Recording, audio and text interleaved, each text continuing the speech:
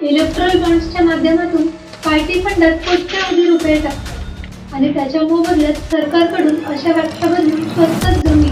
Supreme कोर्टाने वैतागून एक प्रसिद्ध वाक्य म्हटलं होतं, लोक काय हनुमानजी बनलेत का, ही पूर्ण डोंगर उचलून नेत आहे. पाऊस पडतो तेव्हा हिरवी झाडं, उघडी माती, दऱ्या, जमिनीवरील फटांमधून ते पाणी शोषून घेते. मग डोंगराची उंची 102+4 म्हणजेच 98 मीटर होईल आणि तो अरावलीचा भाग मानला जाणार नाही. राजस्थान, तिथून भूपेंद्रजी येतात. तिथल्या 128 डोंगरांपैकी 31 डोंगर पूर्णपणे कापून नष्ट करण्यात आले. कॉन्क्रीट पाणी शोषून घेत नाही आणि मग जेव्हा पाऊस पडतो तेव्हा रस्त्यावर पाणी साचतं. नमस्कार मित्रांनो, भारताची सर्वात जुनी पर्वतरांग जी हिमालयापेक्षाही जुनी आहे, 2.5 अब्ज वर्षे म्हणजेच 250 कोटी वर्षे जुनी आहे, ती म्हणजे अरावली. आज स्वतःच्या अस्तित्वासाठी माफिया, बिल्डर्स, खोदकाम, राजकारणी यांच्याशी लढत आहे. काही दिवसांपूर्वी सुप्रीम कोर्टाचा एक असा निर्णय येतो जो या पर्वतरांगेपैकी 91% पेक्षा जास्त भाग नष्ट होण्याचा मार्ग मोकळा करतो. हा निर्णय नेमका काय आहे, नियम काय आहेत आणि सगळ्यात महत्त्वाचा प्रश्न, कोण आणि का अरावलीला विनाशाच्या दिशेने ढकलत आहे? कारण मित्रांनो, हा फक्त पर्यावरणाचा प्रश्न नाही, तर हा अनेक शहरांच्या जगण्याचा प्रश्न आहे. हा आपल्या पाण्याचा, आपल्या हवेचा आणि आपल्या भविष्याचा प्रश्न आहे. हा व्हिडिओ तुम्ही शेवटपर्यंत नक्की पहा, कारण चुकीच्या नियमांमागे लपलेलं सत्य तुम्हाला हादरवून सोडेल. Now, one of India's oldest mountain systems, आज अपने अस्तित्व की लड़ाई. केंद्र सरकारनं अरवली पर्वतरांगांची एक नवीन वैज्ञानिक व्याख्या प्रस्तावित केली. अरावली की पहाड़ी. अरवली वाचवा. भारताच्या उत्तर पश्चिम टोकाला एक पर्वतरांग आहे, अरावली. आणि ही साधी पर्वतरांग नाही, ही जगातील सर्वात जुन्या पर्वतरांगांपैकी एक आहे. अरावली गुजरात पासून सुरू होऊन राजस्थान, हरियाणा आणि शेवटी दिल्लीच्या रायसीना हिल्स पर्यंत पसरलेली आहे. सुमारे 700 किलोमीटर पर्यंत पसरली आहे. असंख्य शहरे, गावे, शेतजमिनी या सगळ्यांचं जीवन अरावलीच्या कुशीत वसलेलं आहे. जयपूरमधील जयगड, आमेर, नाहरगड किल्ले हे सगळे अरावलीवर उभे आहेत.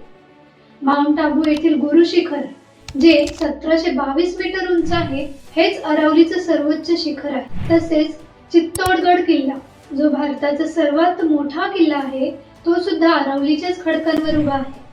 अरावली म्हणजे जैवविविधतेची लायब्ररी आहे. 400 पेक्षा जास्त वनस्पती प्रजाती, 200 पेक्षा जास्त पक्षी प्रजाती, 100 प्रकारची फुलपाखरं, 20 प्रकारचे सरपटणारे प्राणी आणि अनेक सस्तन प्राणी, सिंह, बिबटे, साळींदर, कोल्हे, लांडगे हे सगळे अरावलीतच राहतात. 2025 मध्ये सुप्रीम कोर्टाचा एक निर्णय आला. या निर्णयात अरावलीची एक नवी व्याख्या दिली गेली. सुप्रीम कोर्ट म्हणतं, जर एखादा डोंगर त्याच्या आजूबाजूच्या जमिनीपेक्षा किंवा 100 मीटर उंच असेल तरच तो अरावलीचा भाग मानला जाईल. तसेच जर दोन पर्वतांमध्ये 500 मीटर पेक्षा जास्त अंतर असेल तर तेही अरावलीचा भाग मानले जाणार नाही. म्हणजे जो पर्वत 100 मीटरच्या खाली असेल, जरी 99 मीटर असला तरी तो अरावलीचा भाग मानला जाणार नाही. म्हणजे त्यावर फॉरेस्टचे नियम लागू होणार नाहीत आणि मग त्यावर मायनिंग वगैरे करण्याची परवानगी मिळू शकते. अरावलीच्या 12,081 डोंगरांपैकी फक्त 1048 डोंगर 100 मीटर पेक्षा उंच आहेत. म्हणजेच उरलेले 11,033 डोंगर 100 मीटर पेक्षा लहान आहेत. म्हणजे जवळचे 91% डोंगर आता असुरक्षित आहेत. पण इथे एक मुख्य प्रश्न उभा राहतो, हे 100 मीटर मोजणार कोण, कसं मोजणार आणि कुठून मोजणार? आणि इथेच सुप्रीम कोर्टाचे सगळ्यात धोकादायक आणि अस्पष्ट शब्द समोर येतात. सुप्रीम कोर्ट म्हणतो, आसपासच्या जमिनीपासून 100 मीटर उंच. आसपासची जमीन या दोन शब्दांमध्येच सगळा खेळ लपलेला आहे. जगातले सगळे शास्त्रज्ञ उंची मोजण्यासाठी एक फिक्स बेस पॉइंट वापरतात, कारण जमीन सगळीकडे सारखी नसते, कुठे उंच कुठे खोल. म्हणून आंतरराष्ट्रीय नियम काय सांगतो, सी लेवल म्हणजे समुद्र सपाटी ही 0 उंची मानली जाते. संपूर्ण जग त्या आधारावर उंची मोजतं. अमेरिका असो किंवा भारत, 100 मीटर म्हणजे समुद्र सपाटीपेक्षा 100 मीटर उंच. पण अरावलीचा नवीन नियम काय म्हणतो, आसपासच्या जमिनीपासून 100 मीटर. मग नक्की आसपासची जमीन म्हणजे कोणती? डोंगराच्या अगदी पायथ्याशी असलेली की 1 किलोमीटर दूर असलेली की आधीच उंच पठारावरची? हे कुठे स्पष्ट केलेलं नाही. इथेच सगळ्यात मोठा खेळ आणि माफियांना मिळालेला मोठा लूपहोल आहे. समजा एक डोंगर आहे, त्याची आजूबाजूची जमीन आधीच समुद्र सपाटीपेक्षा 150 मीटर उंच आहे आणि त्या पठारावर डोंगराची उंची 70 मीटर आहे. म्हणजे समुद्र सपाटीपासून पाहिलं तर 150 अधिक 70 220 मीटर, म्हणजे तो डोंगर अरवलीचा पाठ बनला जाईल. पण नवीन नियम काय म्हणतो? डोंगराची उंची फक्त आसपासच्या जमिनीपासून मोजायची. म्हणजे तो डोंगर फक्त 70 मीटर उंच पकडला जाईल आणि 100 मीटर पेक्षा कमी असल्यामुळे तो अरवलीचा भाग मानला जाणार नाही आणि मग त्या डोंगरावर खनन करण्याचा हक्क सरकारला मिळतो. मित्रांनो, हा नियम म्हणजे बिल्डर्ससाठी आणि बेकायदेशीर खनन करणाऱ्यांसाठी कायदेशीर परवाना दिल्यासारखाच आहे. कारण आपल्याकडे कसं असतं, समजा एखाद्या डोंगराची उंची 102 मीटर आहे, म्हणजे बिल्डर्स त्यावर खनन करू शकणार नाही. पण बिल्डर्स आसपासच्या जमिनीवर ट्रकने वाळू टाकून आसपासची उंची 4 ते 5 मीटरने वाढवू शकतात आणि मग डोंगराची उंची 102 वजा 4 म्हणजेच 98 मीटर होईल आणि तो अरवलीचा भाग मानला जाणार नाही आणि त्यावर मायनिंग करता येईल. हमारे यहाँ ऐसा ही होता है. मग तुम्ही म्हणाल, डेव्हलपमेंट करायची म्हटल्यावर मायनिंग तर करावंच लागेल. आणि जसे मोदीजी म्हणतात, इथली झाडं कापून दुसरीकडे लावली तर काय होईल? एक पेड़ माँ के नाम. पण मित्रांनो, याचे परिणाम खूप वाईट आहेत आणि ते परिणाम आपण कधीच रिव्हर्स करू शकणार नाही. पहिली आणि सगळ्यात मोठी समस्या म्हणजे थार वाळवंटाचा विस्तार. वाळवंट हे कधीही एका ठराविक क्षेत्रापुरतं मर्यादित नसतं.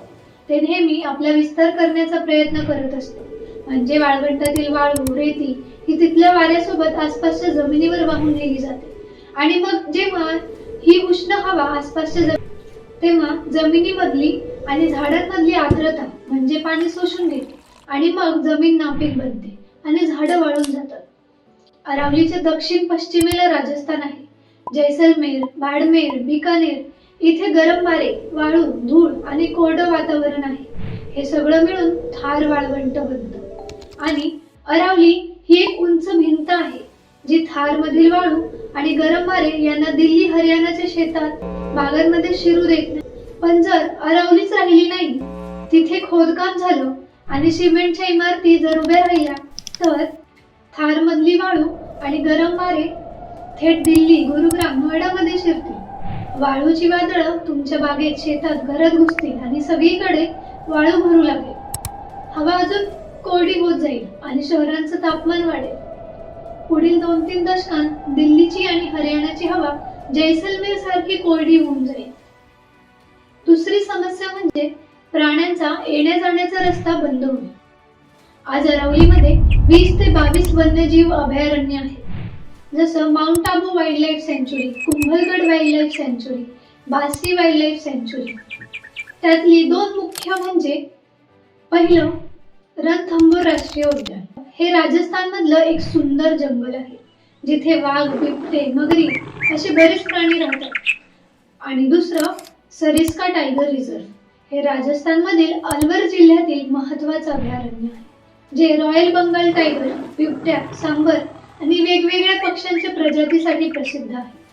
पण ही 2 जंगलं एकमेकांपासून वेगळी आहेत आणि त्यांच्यामधला हिरवा अरवलीचा पट्टा हा प्राण्यांचा प्रवासाचा मार्ग आहे. सिंह, बिबटे आणि बरेच प्राणी हे आयुष्यभर एकाच जंगलात राहू शकत नाही. वय वाढलं की ते शिकार शोधत नवीन जंगल, नवीन जागा शोधत बाहेर पडतात. पण जर अरावलीच तुटली तर त्यांचा हा मार्गच तुटतो आणि ते तिथेच अडकून पडतात आणि मग शिकारीच्या शोधात ते शहरांकडे येतात, जे आजही आपल्या महाराष्ट्रातील अनेक भागात घडताना दिसतं. जसं पुणे आणि आसपासच्या भागांमध्ये अनेक ठिकाणी बिबटे दिसतात. माणूस हा त्यांचा नैसर्गिक शिकार आणि खाण्यात येत नाही, पण आज आपणच त्यांना तसं करण्यासाठी मजबूर करत आहोत आणि त्यामुळे माणूस प्राणी संघर्ष हा दिवसेंदिवस वाढतच जाणार.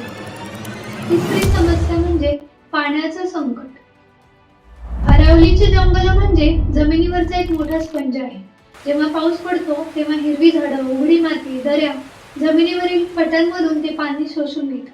तेच पाणी जमिनीत मुरतं, भूजल भरतं. यामुळे आपल्या विहिरी, बोअरवेल कोरड्या पडत नाही.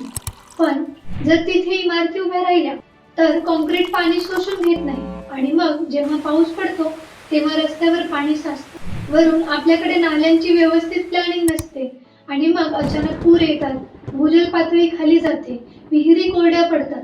अशा बऱ्याच समस्यांना सामोरे जावं लागतं. दिल्ली, बँगलोर, हरियाणा यांचा पाण्याचा प्रश्न तर आजही गंभीर आहे आणि जर अरावलीच नष्ट झाली तर हा प्रश्न असंभव पातळीवर जाईल.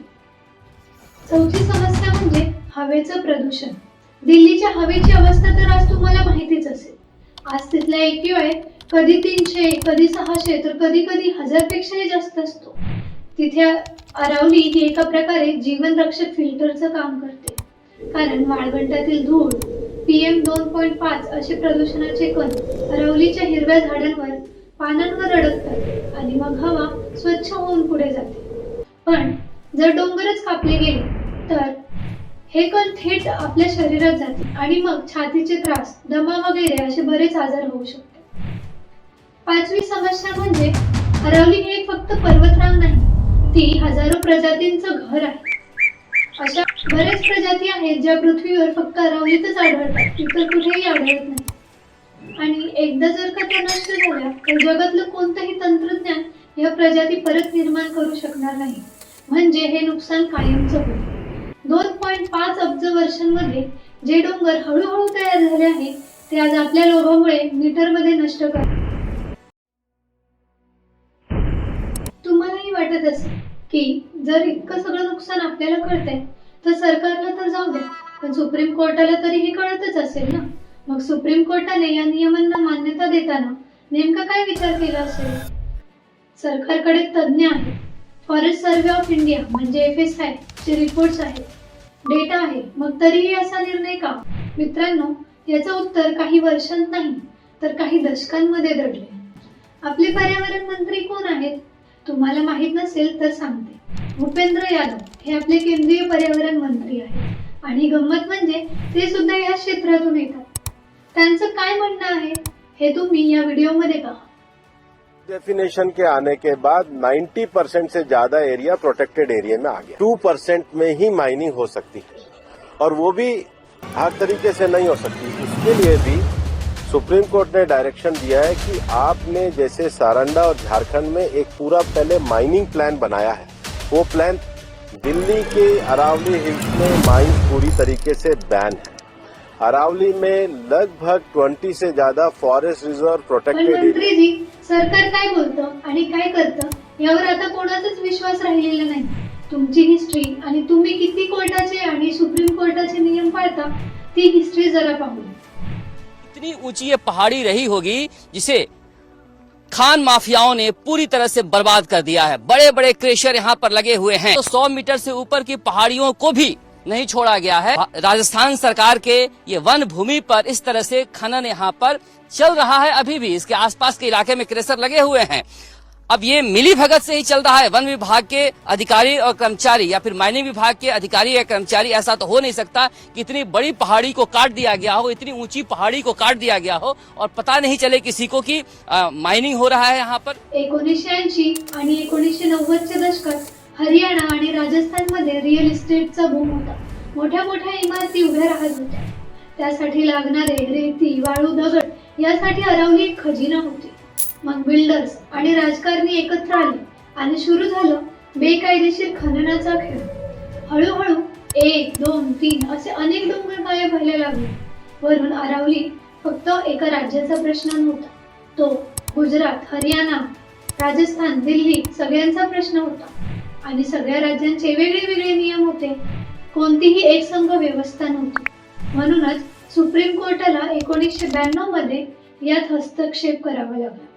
सरकारने सुप्रीम कोर्टाच्या आदेशावरून एक नोटिफिकेशन काढलं आणि अरावलीला इकॉलॉजिकल सेन्सिटिव्ह एरिया म्हणून घोषित केलं. म्हणजे तिथे कोणत्याही प्रकारची ऍक्टिव्हिटी करण्यास बंदी घातली.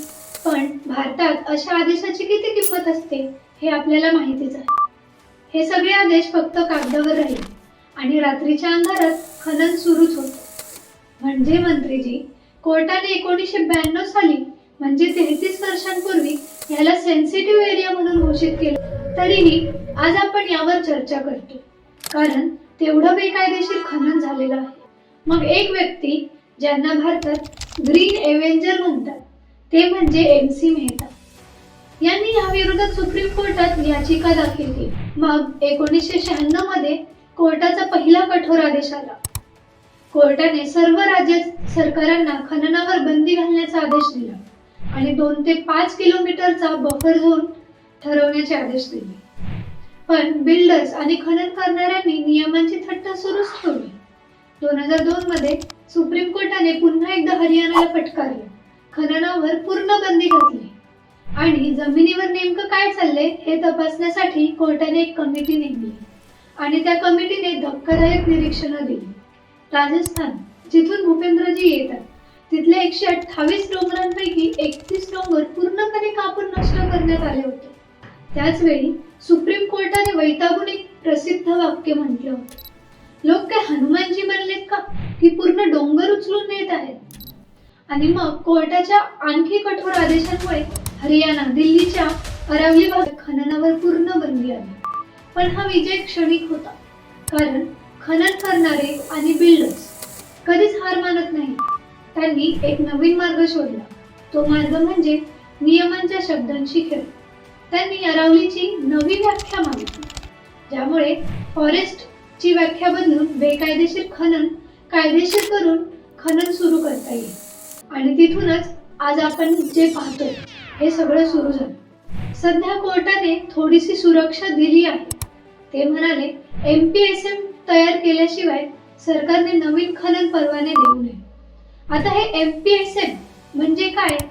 ते म्हणजे management plan for sustainable mining.